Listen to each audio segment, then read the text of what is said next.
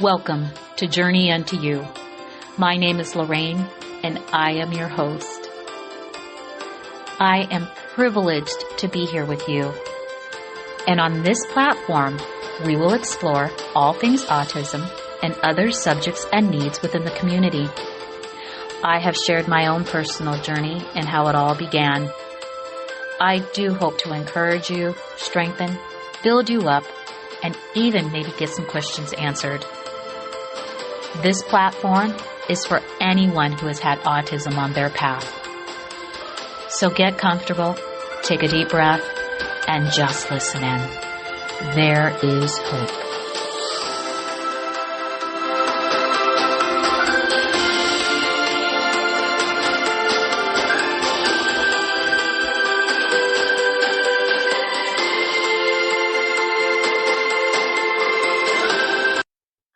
Welcome to Journey Unto You.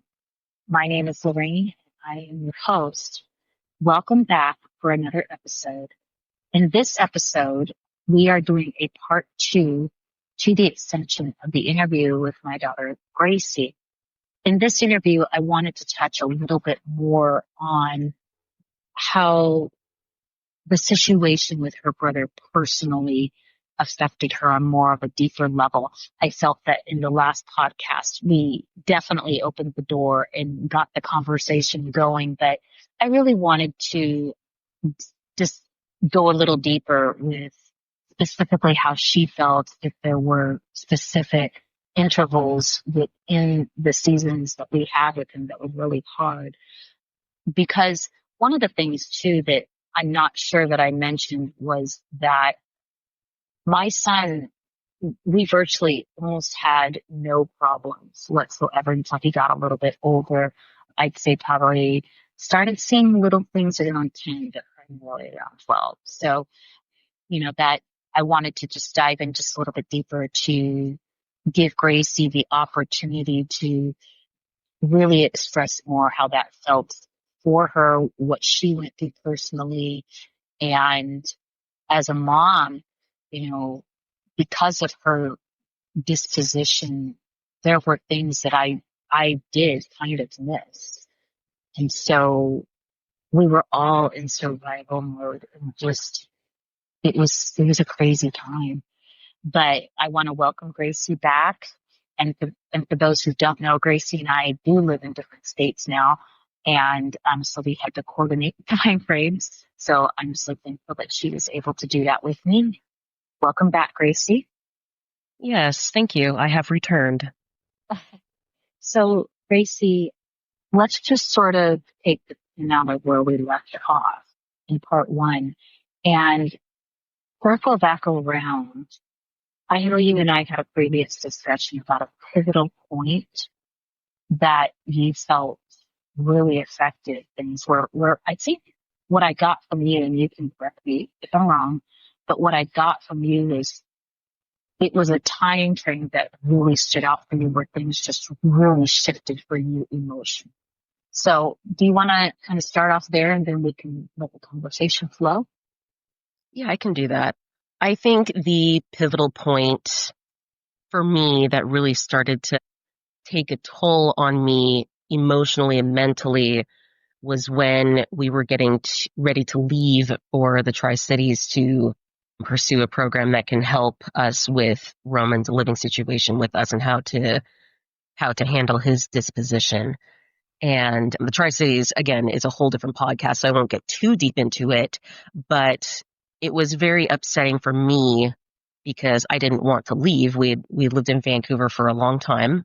I had developed friends there. I was going to community college for Running Start, as well as doing high school. I guess that's what Running Start is.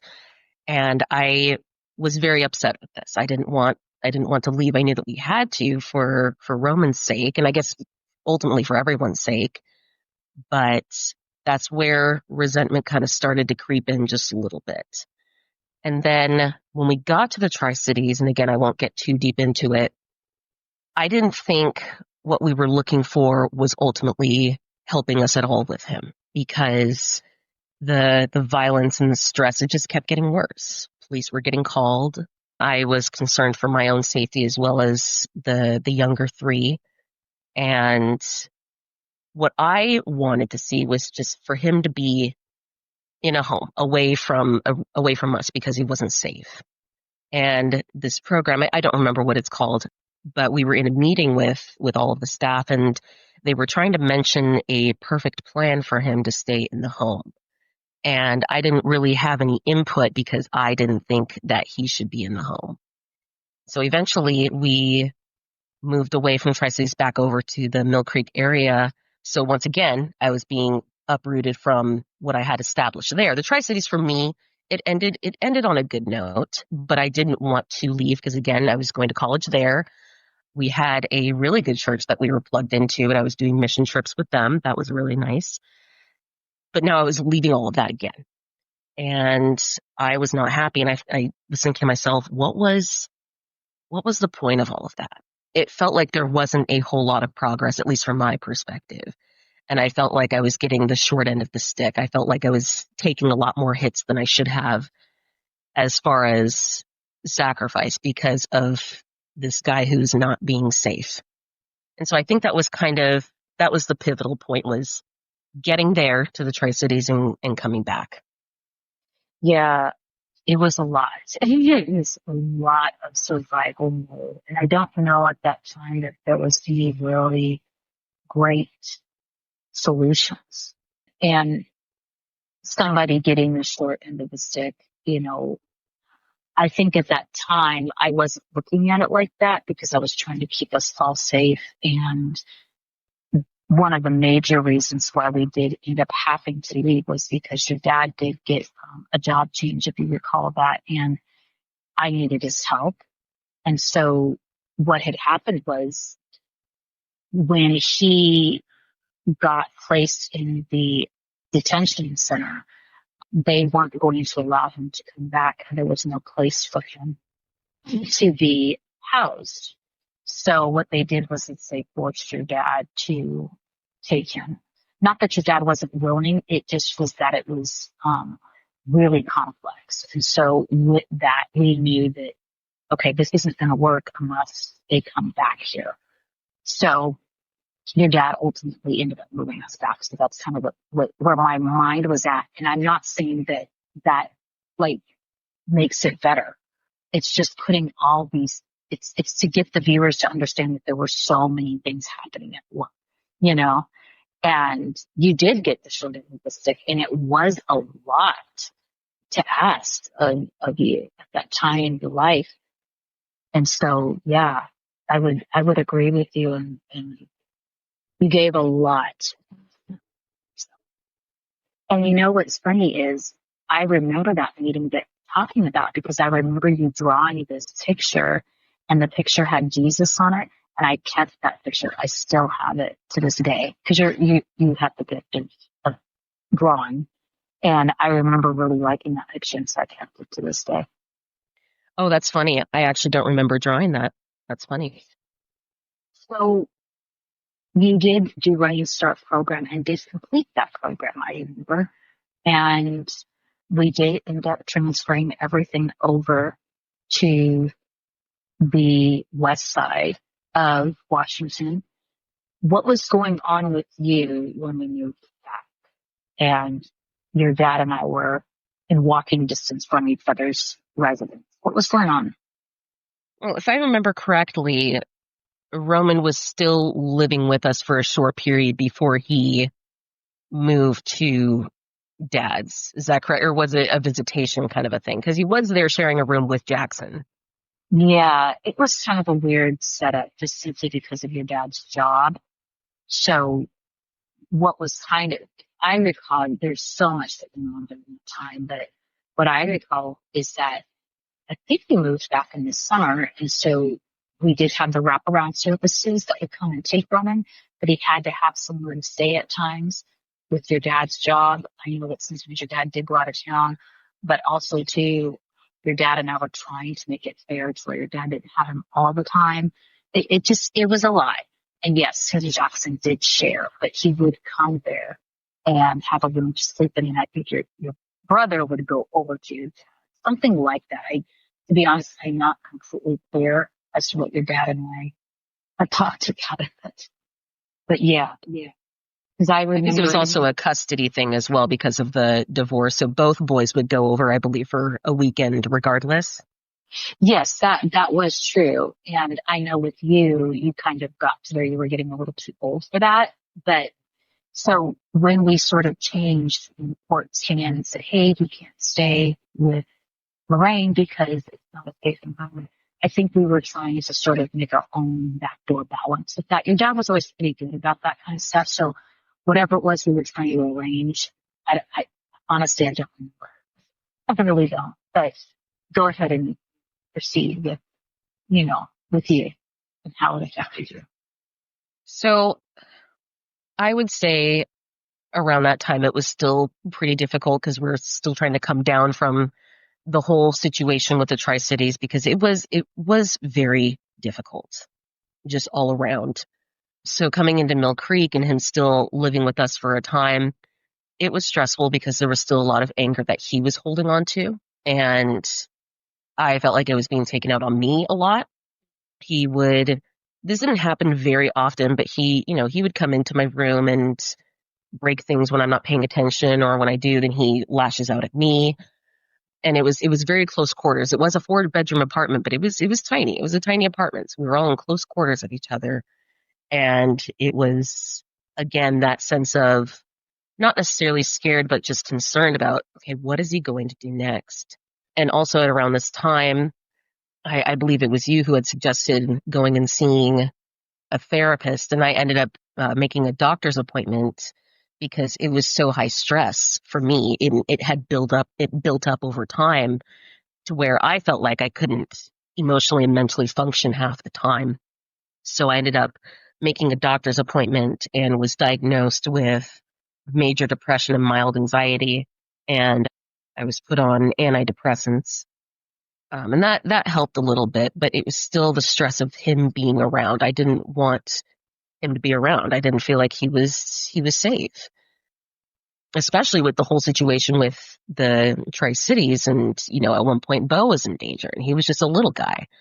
And so I'm thinking, okay, so how do we keep each other safe? We were in survival mode, like you were saying. Yeah.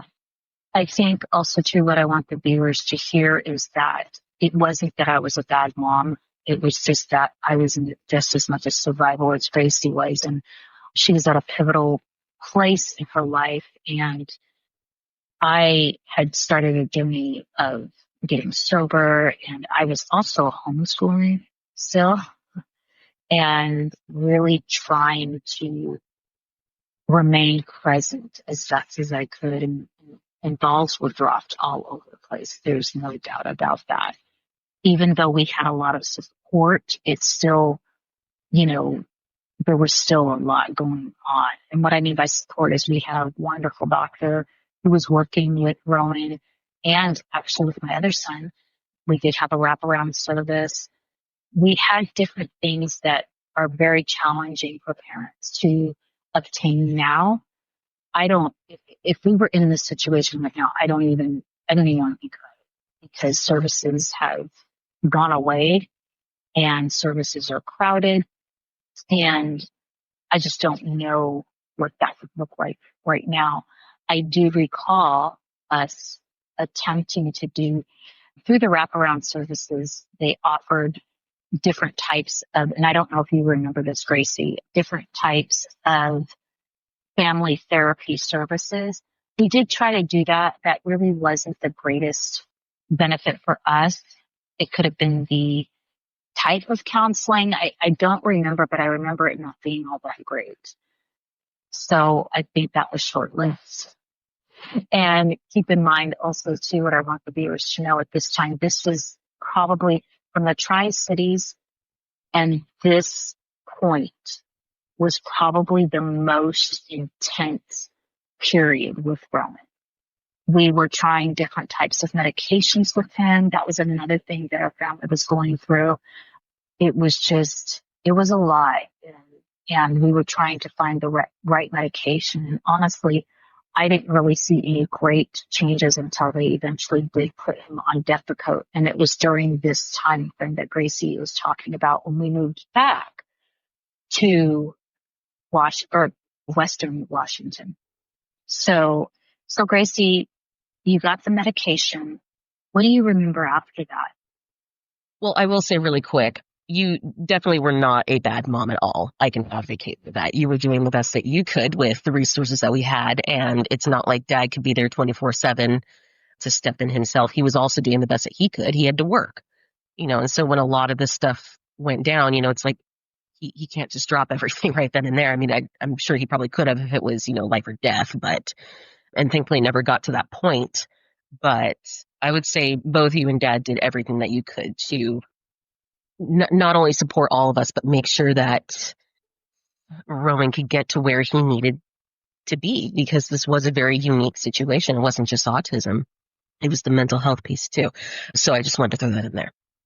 So as far as Mill Creek, once we got there and I was medicated, you had brought up to me that therapy would be a good idea to get into, because at this point it was so built up. I was not necessarily at the end of my rope, but I was definitely on the deep end. And I had gone against the idea of therapy because I didn't want to have that kind of vulnerability, especially with someone outside of the whole situation. I didn't, the wounds were still fresh. And so I didn't want to get into that, although, and hindsight is 2020, I should have done something with that. And that's what I would recommend for someone who is dealing with a similar situation that I had is you don't want this to build up, because then there's resentment, there's anger, and that can lead to hate. And you don't want to wake up resenting your own sibling. So that's where I was at with it. I rejected the therapy.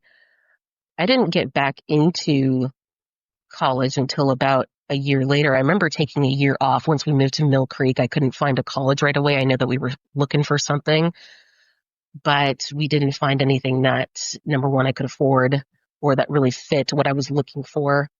So I would even go as far as jumping forward a little bit.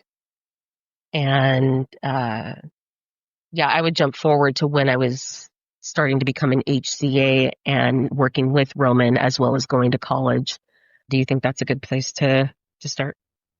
Yeah, and I think you actually started doing the HCA training while we were still in the 4-bedroom apartment. Yes, that's correct. Yes, because I remember that, because I do remember taking you to training and picking you up, but also the therapy place that Roman was getting his medicines from, and that we were kind of in family therapy. It was not that far from there. I remember that. But yes, I feel like the HCA, that was really, really helpful because it allowed you to have a source of income too, which helped our situation. Now, granted, your dad made it possible for me to be able to stay home, and all credit goes to him for that, because a lot of dads, either don't have the ability or they won't do those types of things. And so your dad was really supportive of moving home. So he, created that environment financially for me to be able to do that. But the one thing I want to point out is that as we were working as a family, even though things were less than ideal, you were also the reason that we were able to move from that apartment into a better place about 20 minutes north. I just kind of kept my eyes and ears open and finally found a place that was really nice and affordable. And it was because of you that we were able to do that, because you helped put into that financially, where you and I were able to make that happen together. I don't know if you recall that, because I still wasn't working. And I feel like once we kind of got out of that place and space of that apartment and moved to Marysville, I feel like things started to lighten just a little bit, just a hair. Would you agree with that or no? I would, because I think at that point, Roman wasn't really with us a lot of the time. When we had moved to that townhome, I don't think he was with us a lot of the time because I think you had your own bedroom, Natalie and I shared, and then Jackson both shared. I don't think Roman had a room there, if I remember correctly.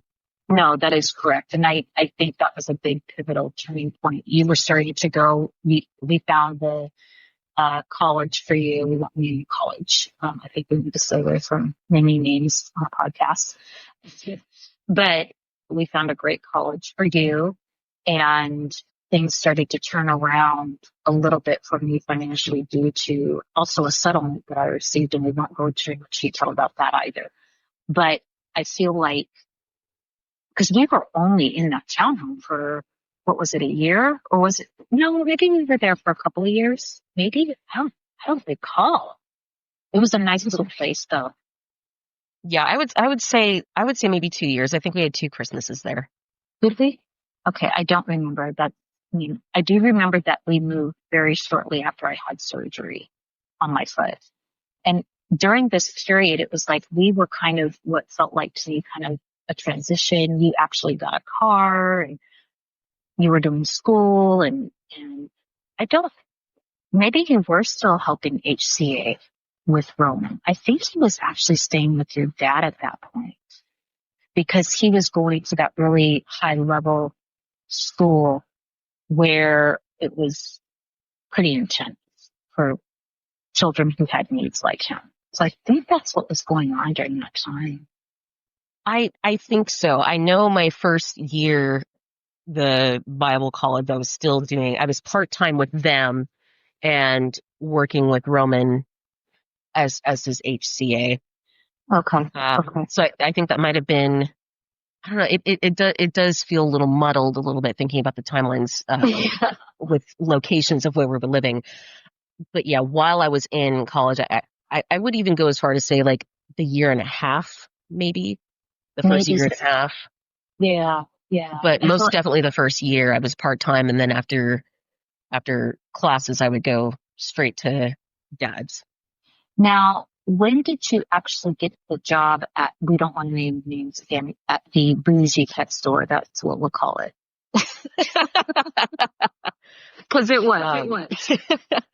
I don't think I got that one until we were leaving the townhouse, because I definitely had it when we lived in the big house in Marion. Okay. Yeah, we had a lot going on. There was so much transition and so many things happening. And also, so the viewers know, I was, not always making the great choices. And so one of the other things that Gracie was dealing with too is that I had also remarried, and that lasted about 2 seconds, and definitely was not a choice I should have made. That was a very, very poor choice on my part, and put my children through unnecessary other emotional things that absolutely had nothing to do with Roman or any other issues. And so, yeah, so that was something else that we were all dealing with as well. It was probably a little bit more removed just because I didn't stay married very long. It was only a few months, but I had 2 children from this situation. So these are sometimes the types of choices we make when we are not emotionally healed up, when we don't get the therapy that we needed. And we just have a lot of growing to do. And that I did. And so there were other things that Gracie's not mentioning that weren't Roman specific. So when we moved into this townhome, it was sort of a tail end of me closing the door on this second marriage that, again, lasted for like 2 seconds. And so I can't even really call it a marriage, to be honest. But that was something that the door got shut during that time frame. And so Gracie was going to school and going through her own things, but yet at the same time, she was doing the things that she needed to do for her future. But I would agree with Gracie in that with Roman not being there, it was almost like, and you can tell me how you feel about this, Tracy, even though we had other things going on, it did feel like we could all breathe. Once I got to the Bible college, that really helped me strengthen my relationship with God, which was something that I wasn't necessarily struggling with, but I wasn't building on it. And I think a lot of the high stress was a part of that. But once we found the church that we had found, and they mentioned the Bible college, and I was like, oh my gosh, that seems like a good place for me to start. That's when I was kind of able to heal in certain areas and kind of come down like way, way down from where I was when we had just come back from the Tri-City. So I would say, and after we moved into that townhome, things started to really come down a little bit. And also after I left the HCA job, because that was challenging too. It it was the tail end of it, but that was also very challenging. So closing that door was a relief for me. So I would say, yes, around that time, that's when things really started to come down and I could start working on me and my future and, what I want to do with, job wise and becoming a missionary at some point and just really focusing on what I was doing. And do you feel like the college of your choice, it was a private Christian college, just so the viewers know? And might I add that Gracie also worked at this bougie pet store that I believe she got the job through somebody at the college, but she also paid her way through. And so Gracie also has some college debt. So I want to put that out there because that is to be very commended. She worked and went to school at the same time. Do you feel, Gracie, like the college that you went to was supportive of you and helped in kind of that transition from all the feathers that we had been involved in? I don't think I ever really brought up anything like that. I know I did kind of an impromptu counseling situation with the dean of the college, and we had discussed some things. We did mention, I take that back. We did mention a little bit about what working with Roman was like. And I think this was either my first or second year speaking with the dean because I was still working with him at the time. And that was still a little bit high stress.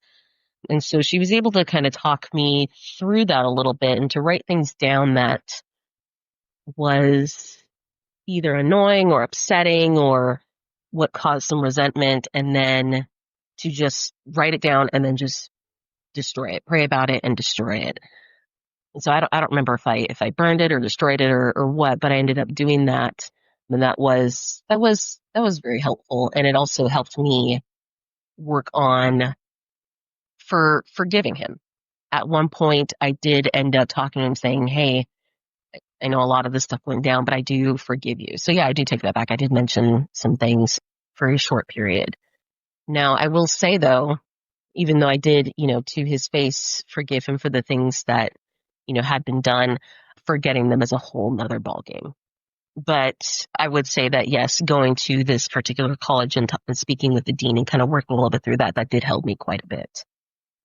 Yeah, I would say too, as we discussed this, memories do come back. But I remember there was a pivotal point that I noticed, and you can tailgate it too and add to this when you went on another missions trip, because this wasn't your first rodeo with missions.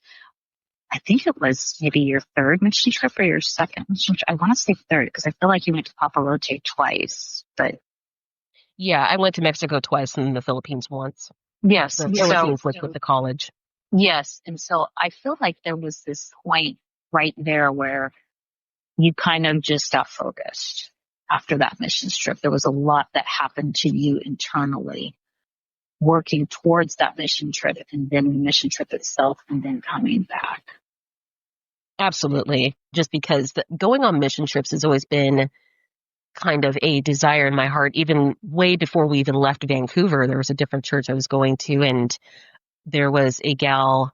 We had a missions convention where a bunch of missionaries came out and basically shared their stories. And there was one lady speaking in particular about how it was all worth it, even though she was put in danger in another country.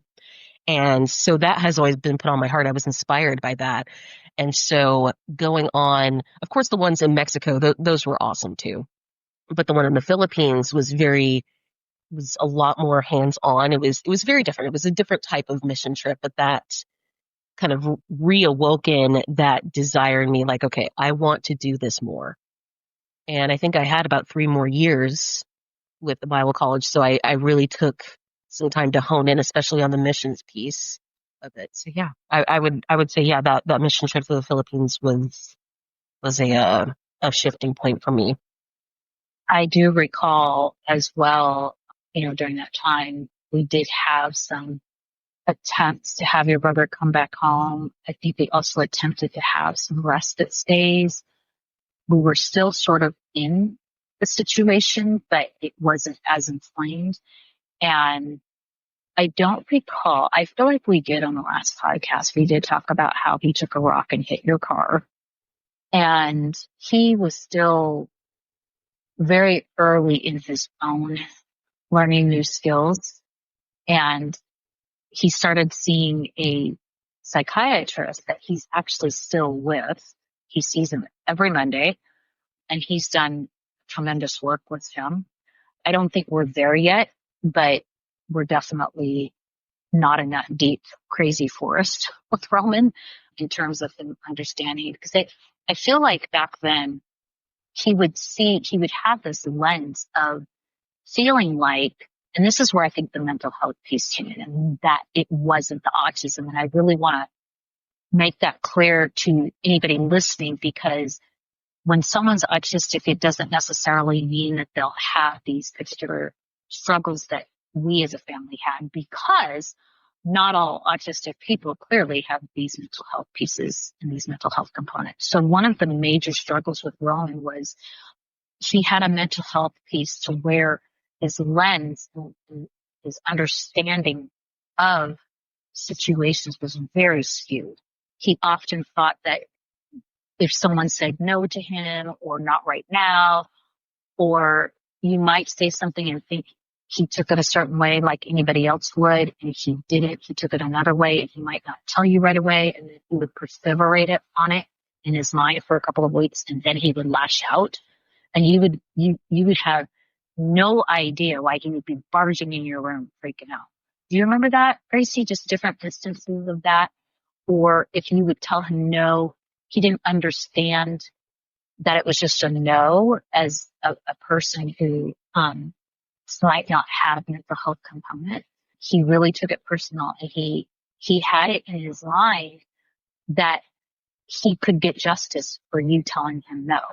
And mind you, we didn't raise him like that. It really was a mental health piece. But there was never any time where we condoned, that type of behavior.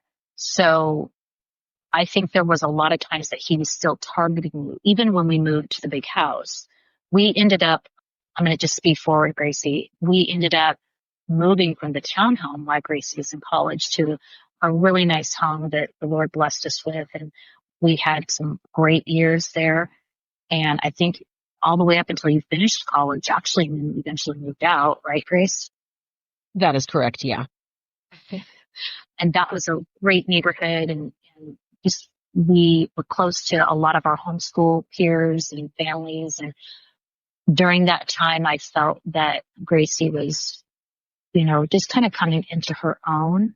Not saying that everything was perfect, because it wasn't, because Roman would come and visit, and it wasn't great to the point. So, and I don't know if you remember this, Gracie, but the last visitation that we ever did was shortly after Christmas of 2000, it might have been 18 or 19. It definitely was before COVID, I believe. I'm almost certain. Where Roman was thinking through that lens that is that mental health piece, where he thought that Natalie had said something to him and he didn't like it. And it was just something normal that you would say to just anybody on any given day. And he got up in the morning, and she came to tell me something while it was early morning, and he came and shoved her into the stove. I don't know if we were there or if we already left for the day.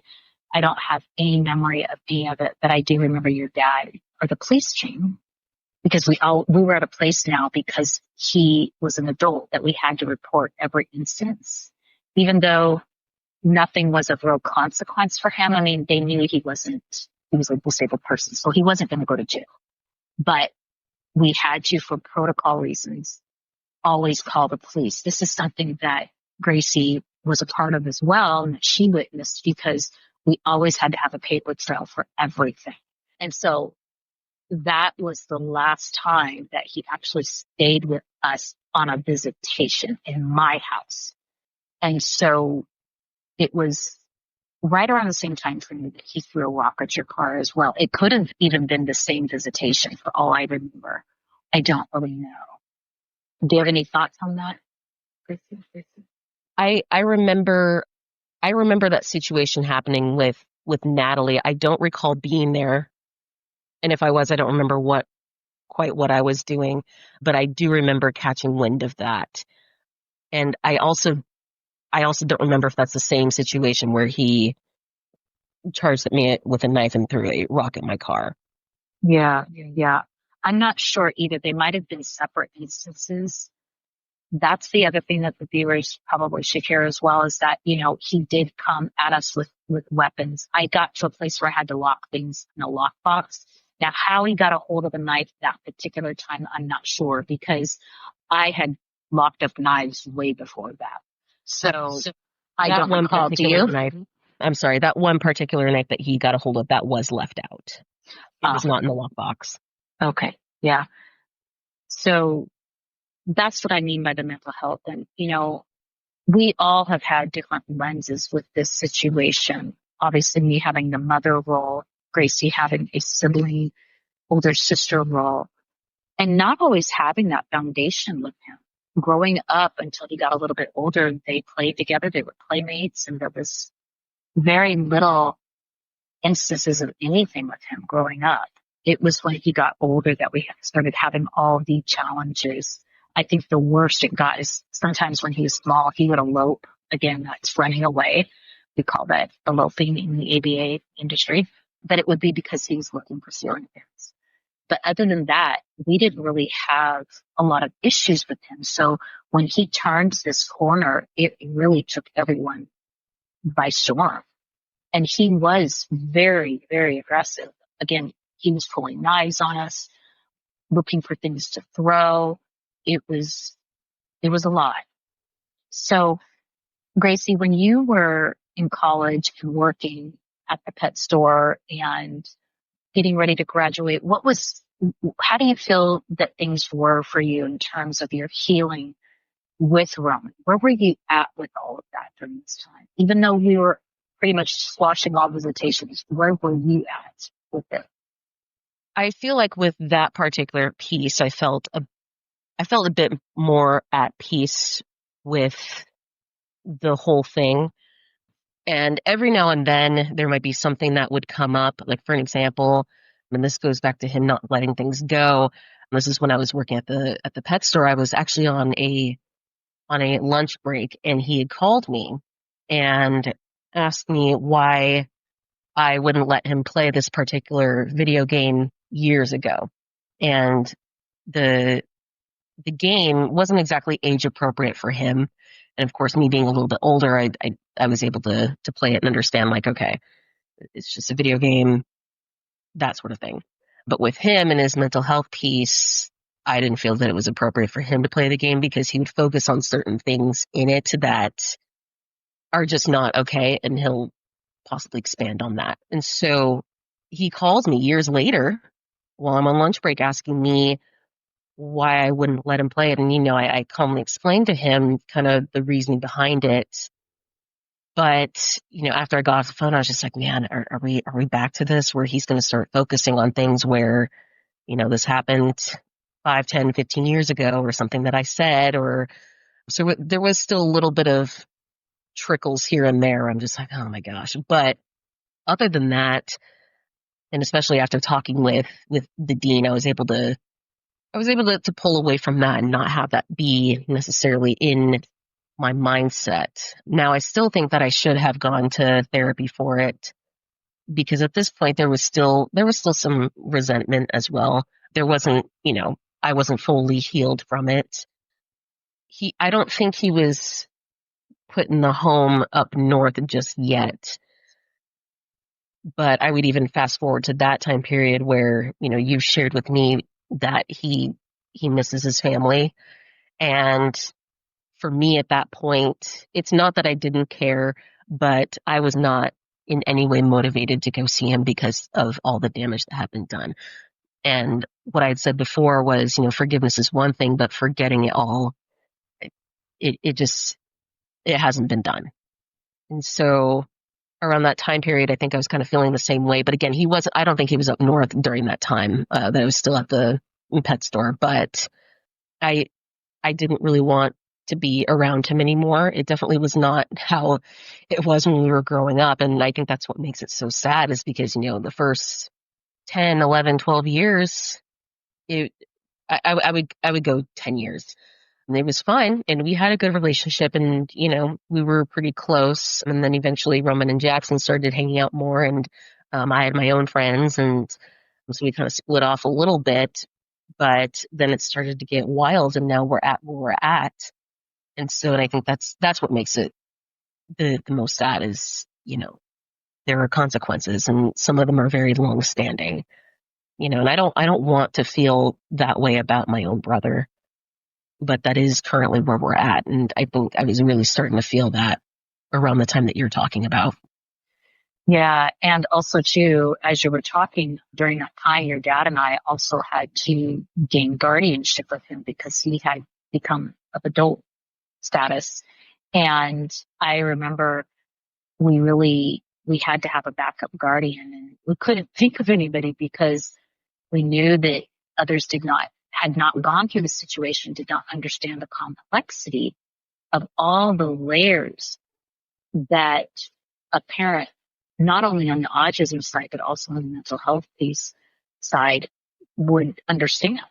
And so I remember, and I kind of want to put this out there just for the viewers to hear that we had asked you to be his guardian if something ever happened to either one of us, although I think that is probably, unless, of course, we all think we're going to pass of old age and we hope that nothing happens. And I remember you were very hesitant about that. But becoming someone's guardian doesn't necessarily mean that they live with you.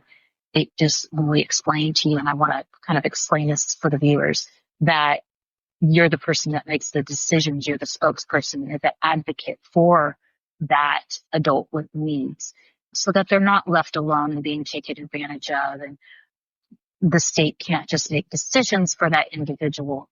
And so we knew that Gracie would honor our wishes, understood she'd been involved so much with it that we both trusted that, okay, well, he won't be living with her, but she would clearly say, yeah, that's not going to fly, or mom wouldn't have allowed that, or dad wouldn't have done that, or whatever. So that's also sometimes the weight that sometimes siblings have to take on in these instances. And, we're very fortunate that everybody's got their faculties and nobody's passing away and all those things. That is something that I wanted to put out there, that parents who have special needs children will have to face when it comes to guardianship. You do have to file for guardianship when they become 18 years old.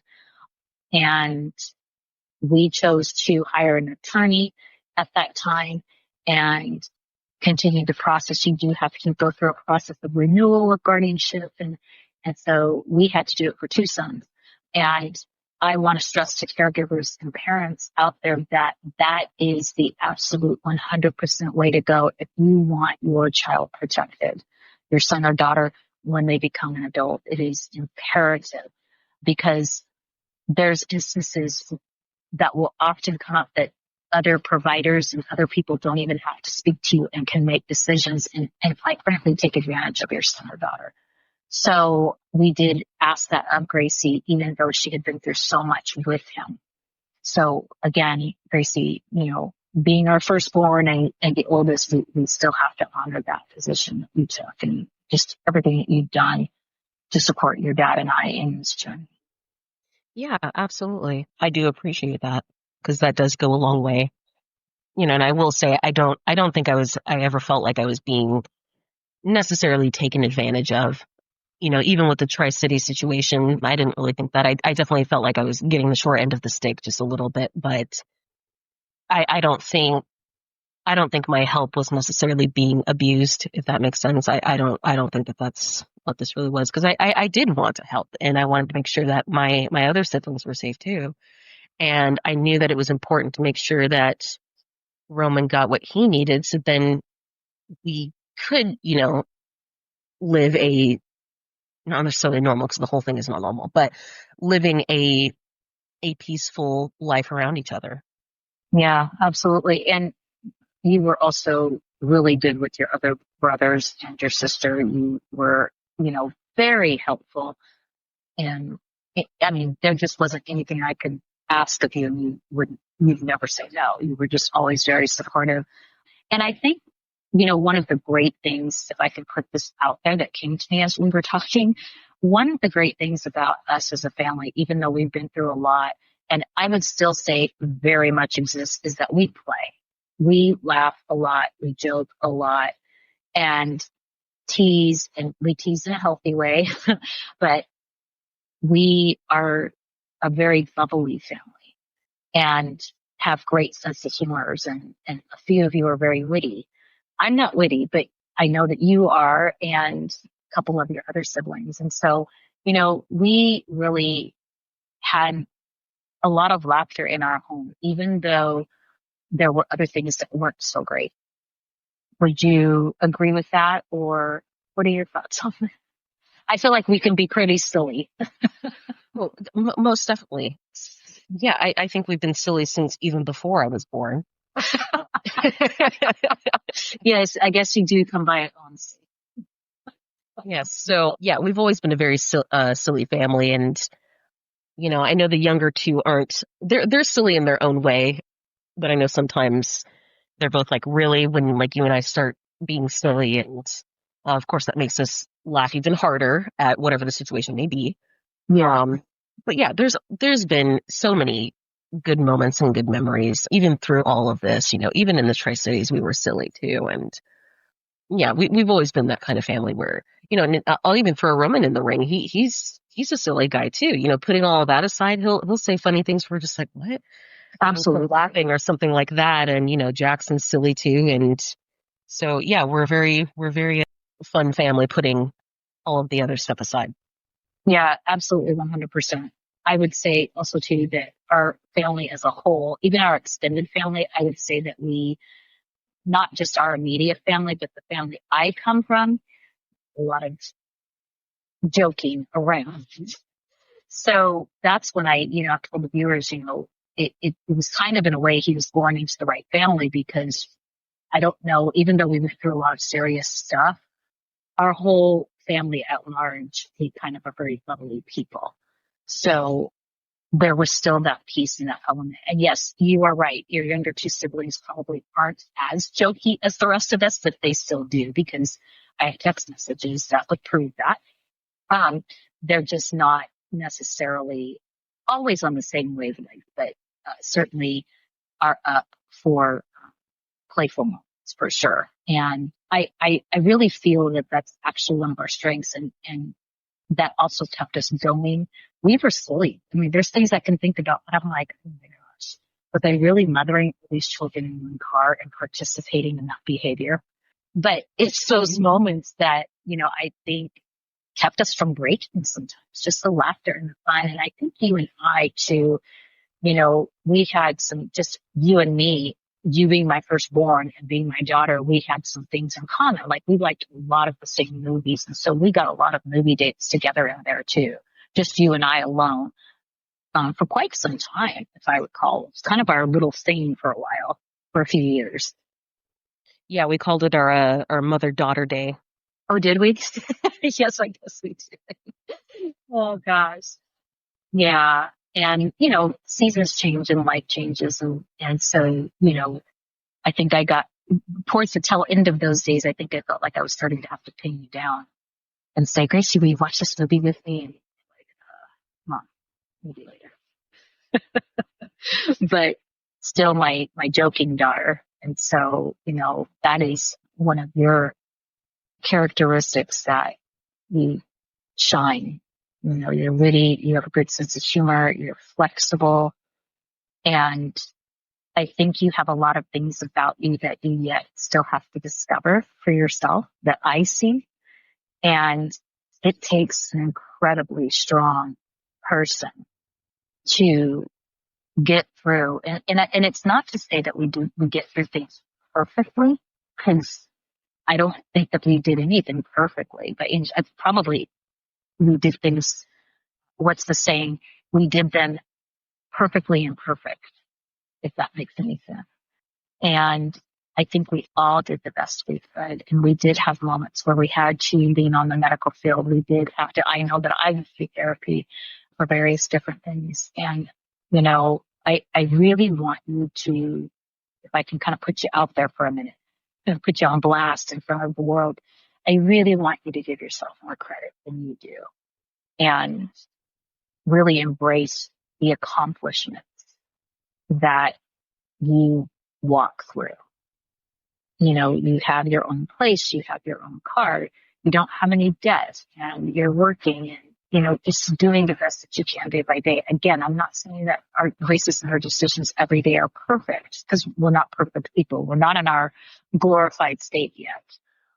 But, so much of what we went through, there's no way I could have gotten through without you specifically. And I just want to honor that. And what is something that you would like to impart to another sibling, particularly if the sibling's older? I would say that there is hope, even when it doesn't feel like it the majority of the time, because it is hard when you're working through situations like this, dealing with someone who's mental health as well as being on the spectrum. But I would say that with that experience that you have now gained from living with the sibling, you're able to point out in public situations if someone is maybe behaving a little differently than your average person. You can say, oh, there's something going on there. Or if you're working with a coworker and they're kind of struggling just because they have they're on the spectrum or something along those lines, you're able to say, okay, here's how we can handle this. Here's how I can explain this. And, not necessarily treat them differently, but take a different route to make sure that they understand what's going on. Because that's something that I've definitely picked up over the years. Not so much in the earlier years, but rather later on, when I was working at the bougie pet store and the two other jobs I've had after that. I was able to kind of pinpoint, okay, there's something going on there. Then I even had one coworker walk up to me and be like, hey, and this is a previous job, this is not my current one, but come up to me and be like, hey, I'm struggling with this because, I'm on the spectrum. This is what's going on. I'm like, okay, so let's shift. Let's put you somewhere else and let me, explain it a little differently for you to understand. So I would say, even though it is hard, living with someone like that, you're able to take that experience and apply it to your everyday life outside of the home. That's awesome. Yeah.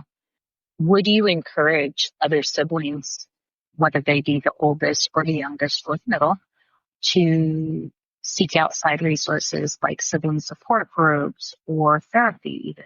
And even if they need to go to the medical field and seek out medical intervention in terms of medications or anything like that. What are your thoughts on that you would share with other siblings?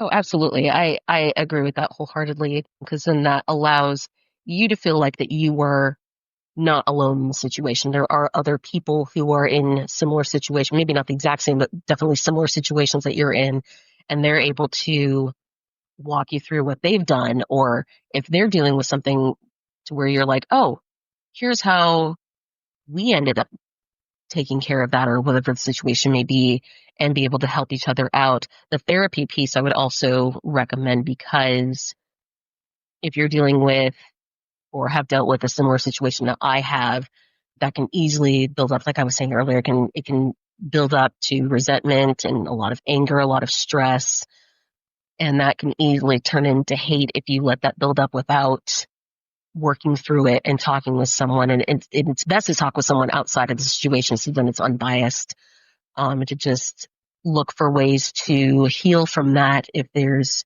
a way to cope with it, any other advice that you can receive, I definitely recommend therapy, which is something that I should have done from the jump. But it is an outlet that I do recommend because you don't want it to build up. Yeah, absolutely. Can you think of anything that for yourself as an older sibling that you feel was a victory for you personally coming out of this situation? And your brother has had his own place. He lives in a group home. I've shared that with others. What has been your own personal victory that you can think of that has come from having gone through this specific situation with your brother and where you're at right now at your age? I think you're going to be 30 soon, or maybe we're a year away from that. uh, if you'd like to share some victory, even if it's just one victory that you feel that you have pulled from all of this. Yeah, so I'll be 29 this year. But yes, I would I would even go back to the experience piece that I just mentioned a few minutes ago, that I'm able to apply that even with my current job. There's been some issues there where I'm like, okay, well, this requires a lot of patience and grace. Because again, it's not just the mental health thing that we've been exposed to with Roman, it was also the autism piece. And so there were some things where it's like we had to explain things to him differently because he wasn't fully understanding, like, okay, so why can't he do this, or what's happening here? What are we doing now? And even living with Jackson, it was kind of that similar thing too. Not it was a little different, but also very similar too because he's on the spectrum as well. And so being able to apply that with my current situation, again, it's a little complicated without going into detail, but I'm able to take a step back and be like, okay, there has to be a better way to explain this, and there is, and it requires a little bit more mercy, a little bit more grace, and let's try something different and see how you respond. Other than the experience piece, I don't necessarily know if there's really any other kind of victory, just because I I was just glad to be done with it. Once he was put into the home up north, I was ready to be done, and I'm glad that it was done. But it also lets me know that he is where he needs to be. So then he can, as he's getting older, I think he turns 27 or 28 this year, but he's able to move forward as an adult. And it sounds like, and I think you can touch on that a little bit more than I can, but it sounds like he's getting the resources that he needs and talking to a psychiatrist so then he can start moving forward with his own life, which is what we were trying to do from the very beginning. So I can say at least that I am glad that that's happening for him. Because although I don't like him being around him, I do love him. He is still my brother, and I want to make sure that he's doing okay. So yeah, I would say that.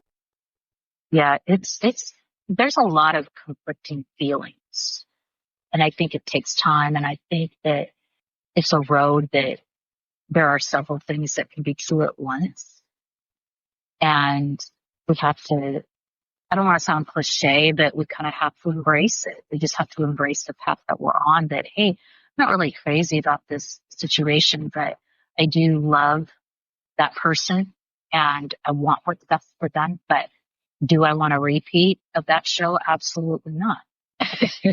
And I think that he's in a place where he is very well taken care of for all intents and purposes. And he does still have a lot of road to go with his own understandings of things. And so that would be, I would say, and you can tell me if I'm wrong in this, Grace, I would say that that is true for you as well. I think that because you got hit the hardest, that he targeted you the most, I think you were the most impacted by a lot of this. And I don't think that there's any time frame for that. I think it's just where you're at. It's just how you feel. And it's the reality of what you experienced. And still, to some degree, I mean, you don't live with it day to day anymore, but something that was, I think I'm looking for a specific wording, but for lack of better words, did impact and altered some of your journey. And so I think that's a great victory. And just as a side note, I do recall you calling me about this specific situation at your old job. And I remember encouraging you to find out what is the reason behind some of those behaviors, because it's really easy with folks who, when there are mental health pieces involved, when you're specifically just speaking of autism, a lot of times you can find a solution or a workaround or something else that you can implement when you find out the function, the reason for why they're doing something. And you might have to sit with it for a little while and study it. But I remember you and I having that conversation. And so because you had been through what you've been through, it was easier for you to kind of adjust to this individual, if I can use those words. Yes. Is there any last words that you would like to share, Grace, about anything that comes to your mind with us as a family having autism on our path, anything as a sibling, anything that you want to have as your last words, so to speak?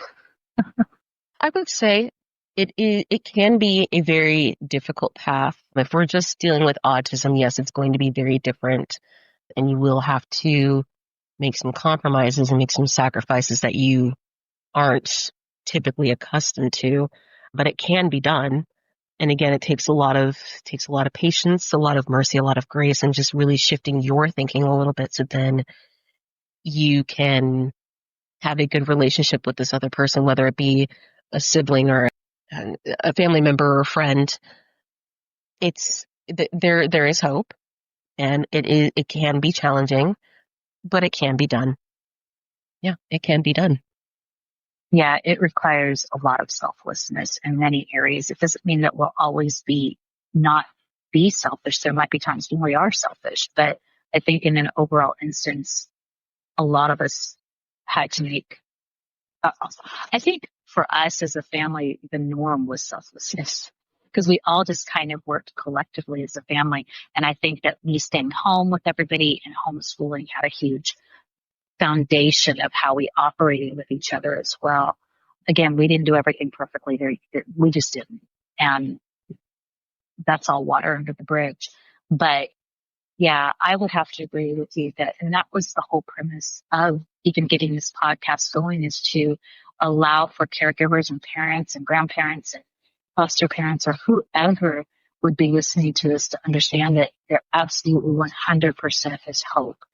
Even if it takes a long time, there might be situations where it might not seem like that child or that adult person is ever going to get over something. And sometimes they don't get over things, and sometimes they do. But things do go through, life does go through seasons, and the topography of things change, and getting support and remembering to laugh. I don't think for us as a family that we had to remember that. We just did it. And so I've always been a really bubbly person in spite of some of the things that I went through. So I definitely laughed a lot with my children and still do. And so I'm just very grateful.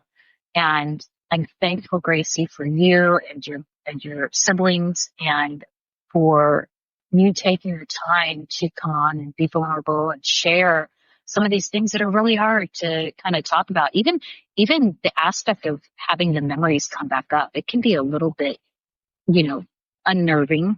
At least for me, it has been.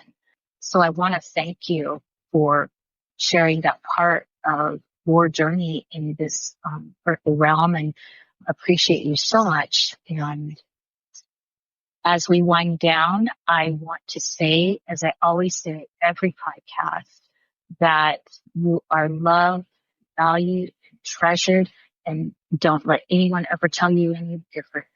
Thank you so much, and have a wonderful, blessed evening. Yeah, you too. Thank you.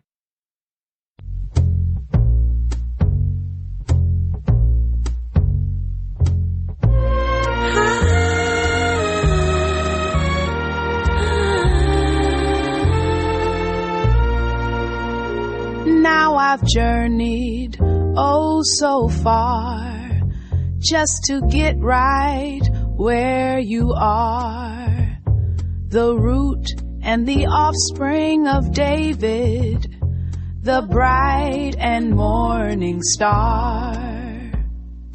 Though this cold road which I walked taught me to run to you, and you found me 'cause I was lost, but journeyed unto you.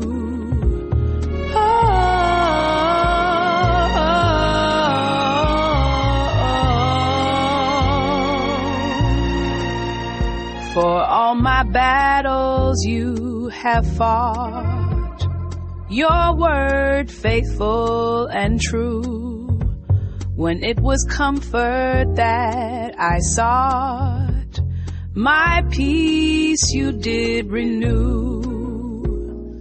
Most of this cold road I walked, I was carried by you.